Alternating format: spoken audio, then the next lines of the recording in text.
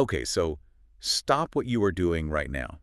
Seriously. Put down the coffee. Yeah, put the coffee down, pause the treadmill, or if you're sneaking to listen at work, maybe minimize that spreadsheet for a second. Just for a second. Because if you have been waiting for the next big evolution in the shooter genre, or honestly, if you've just been lurking on forums wondering why everyone is suddenly whispering about Tal Ceti, today is the day. It is. It's Thursday, February 26, 2026, and the floodgates are officially opening. It's definitely a pivotal moment for the genre, but right off the bat, we need to be very precise about what is actually happening today. Right. Because we aren't looking at a standard marketing beta or a demo in the traditional sense. This isn't just a polished slice of the game designed to make you want to buy it. No, this is the Marathon Server Slam. Exactly. I love that name, by the way. Server Slam. It sounds aggressive, like a wrestling move or a monster truck rally. It's Sunday at the Server Slam. It does have that ring to it, but the name is actually surprisingly literal here.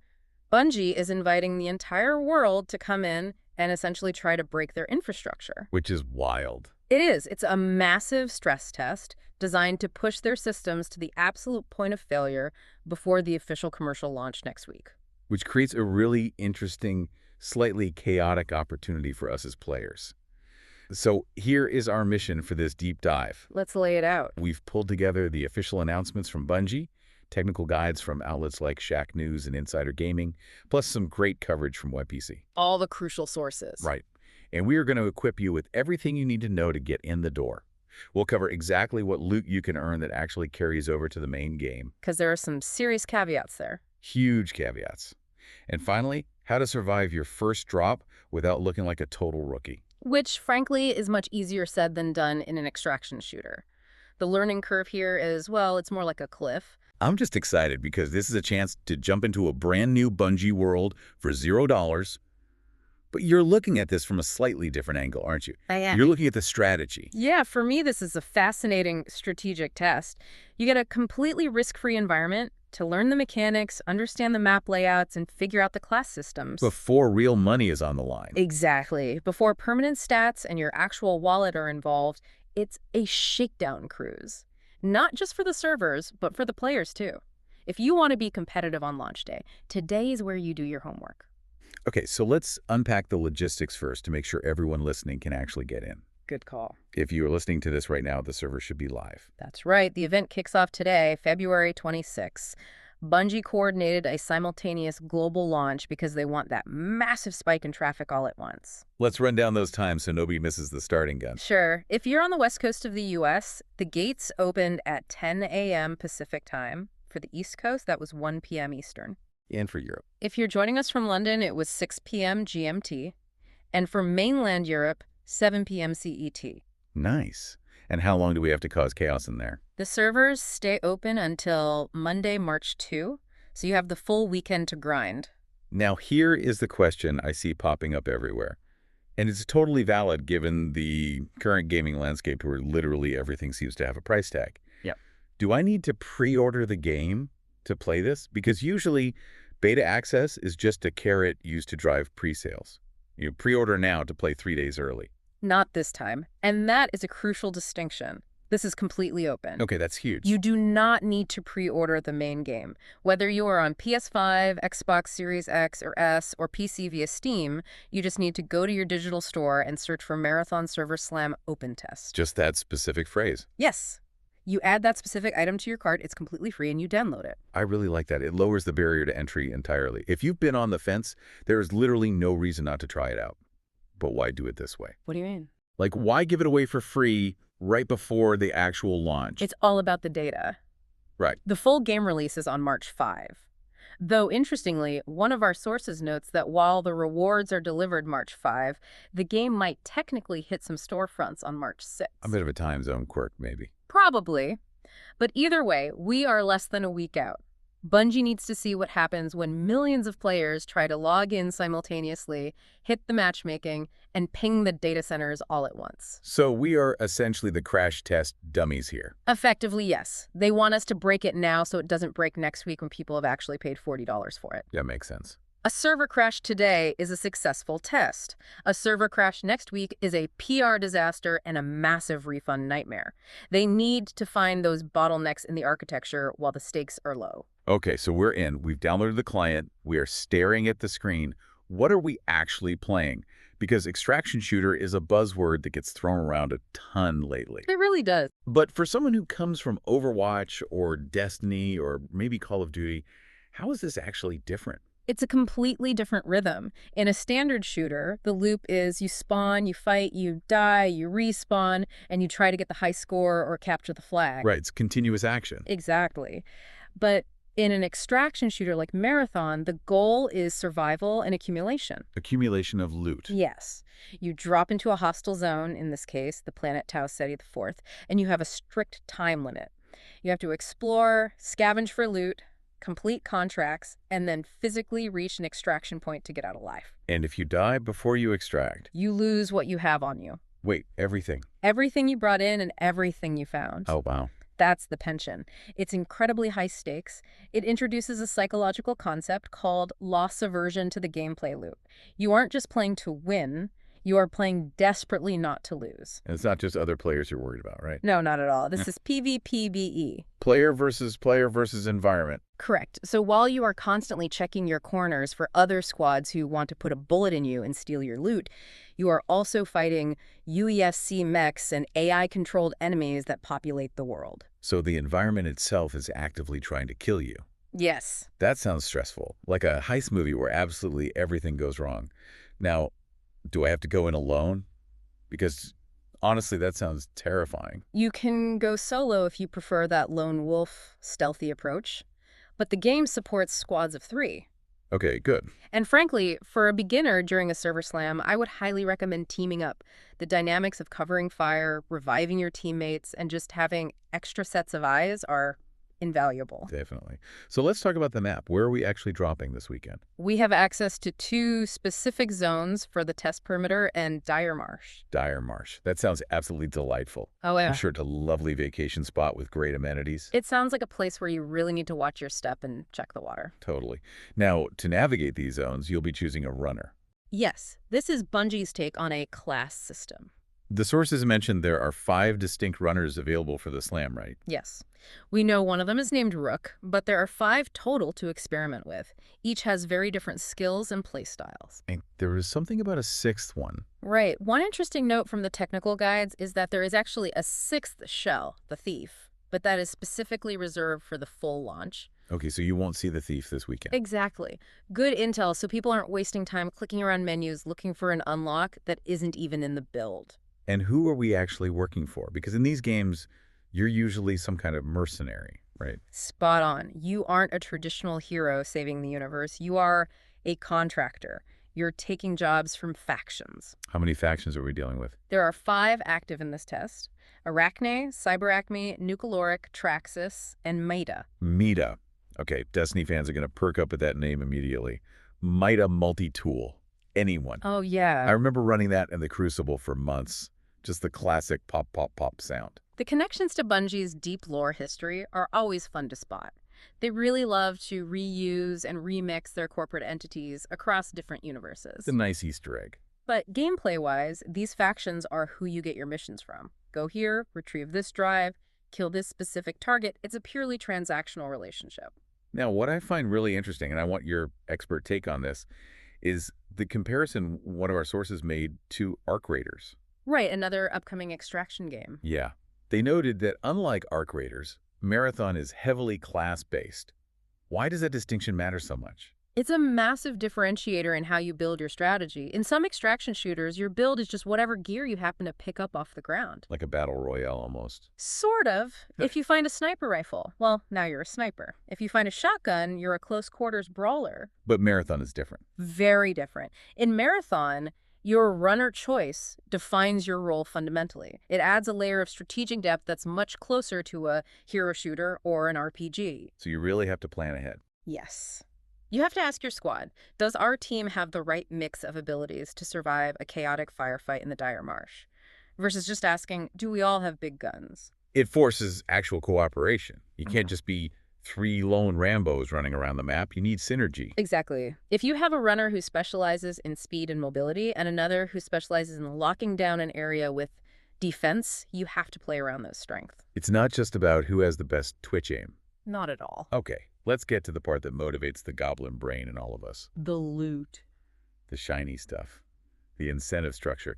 So the big question is, if I grind all weekend, does it actually matter on March 5? Everyone wants to know this. Because does my progress carry over? I really don't want to spend 20 hours building up a character just to have the server wiped. This is where we need to be very, very precise, because the sources offer a somewhat nuanced answer here. Okay, lay it on me. One source broadly says loot carries over, but the technical breakdown from the other sources specifies that general progress, like your random quest completion or the junk you found in a drawer, does not carry over. So I shouldn't get too attached to a random submachine gun I found on the floor. Correct. Do not fall in love with your inventory. Yeah. It is going to evaporate on Monday. Tragic. But there's a catch, right? There is. However, there are specific milestone rewards that absolutely do carry over. This is the big aha moment for efficient players. So what are we doing instead of hoarding trash? You are playing specifically to unlock arrival caches. Okay, break these caches down for me. What are we aiming for? Think of these as permanent starter packs for the full game. There are 3 tiers. All right. The first one is the standard arrival cache. You get this just for completing your very first mission. Easy enough. Just survive once. Exactly. It gives you standard implants, 4 standard runner shell cores, some weapon ship mods, and 2 actual weapons, the Overrun and the Hardline. It's a basic survival kit. Not bad for just finishing the tutorial, basically. True, but we can do much better. I want better. If you reach runner level 10, you unlock the enhanced arrival cache. This is the green tier. Okay. Moving up in the world. Now you're getting enhanced implants, 12 total enhanced runner shell cores, and this is key, the enhanced magnum. Stop right there. Everyone knows Bungie makes a spectacularly good magnum. They really do. The Halo Combat Evolved pistol is legendary. If there's an enhanced magnum on the table, I want it. It's very likely going to be a meta staple early on. But the real prize, the one that the power gamers and the streamers will be chasing all weekend, is at level 30. Level 30. That's the real stretch goal. What do we get? The deluxe arrival cache. This is the blue tier. The holy grail of the server slam. You get deluxe and enhanced implants, a massive stack of shell cores, the enhanced volley rifle, and crucially, an enhanced base backpack. Wait, an enhanced base backpack? Yep. That sounds surprisingly boring. Why is a backpack the top tier reward? I want a rocket launcher or a flaming golden helmet. It sounds boring until you truly understand the genre. In extraction shooters, inventory space is absolute power. Because you can carry more stuff. Exactly. Your backpack size dictates exactly how much loot you can extract per run. It is the fundamental bottleneck of your entire economy. Ah, I see. It's a volume game. Think about it. If I have a bigger backpack than you on day 1, Yeah. I can carry out 20 or 30% more value from every single mission we run together. That compounds over time. Massively. I get richer faster, I can afford to buy better armor sooner, and because I have better armor, I survive more often.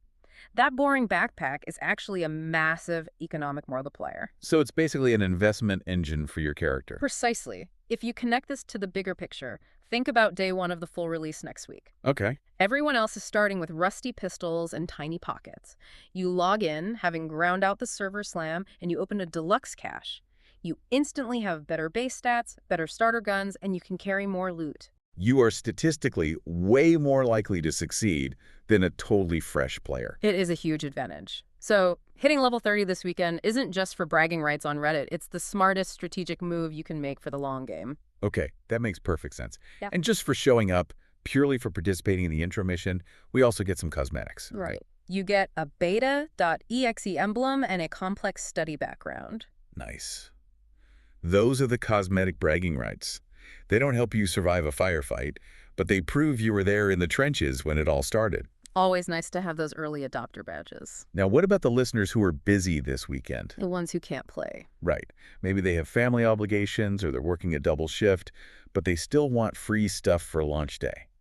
Is there a passive route to get gear? Surprisingly, yes. You can earn loot without even touching the controller.